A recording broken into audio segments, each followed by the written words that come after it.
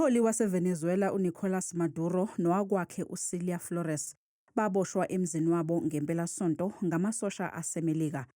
INingizimu Afrika kube yizwe lokuqala e-Afrika ukugxeka isenzo seMelika eVenezuela. Udaba lwaseVenezuela luzokuba ngezinye zezihloko okuzobhungwa ngazo emhlanganweni we-NEC ye-ANC. As the government of the Republic, we were taken aback by that posture of the US because it is in violation of the UN Charter. It is in violation of the territorial integrity of Venezuela.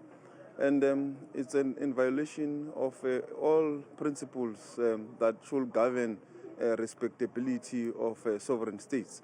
Amazwe amaningi okhona kuwo i-Iran, Russia, China, Germany neFrance agxekile ukuhlasela kweMelika eVenezuela. Der Bundeskanzler hat unterstrichen, wonke umuntu nayo iMelika kufanele ahloniphe umthetho womhlaba kanye nokuzimela kwezwe nesithunzi salo. Akufanele kungabi nalo uzinzo eVenezuela. Kumqoka ukuphendla indlela eya okhethweni lwentando yabantu. Khona amandla ombuso ezodlulela kokhethwayo ngokusemthethweni. zu einer demokratisch legitimierten Transition kommen kann. uMaduro nowakwakhe uCelia Flores bavele enkantolo yaseNew York namhlanje ngamacala amathathu ayamene nezidakamizwa.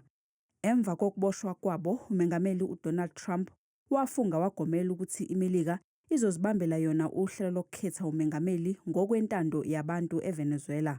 Kunokukhathazeka-ke ukuthi okwenzeka eVenezuela kungenzeka kwenyuse intengo yowoyela njengoba leli yazwe licebe kakhulu ngowoyela.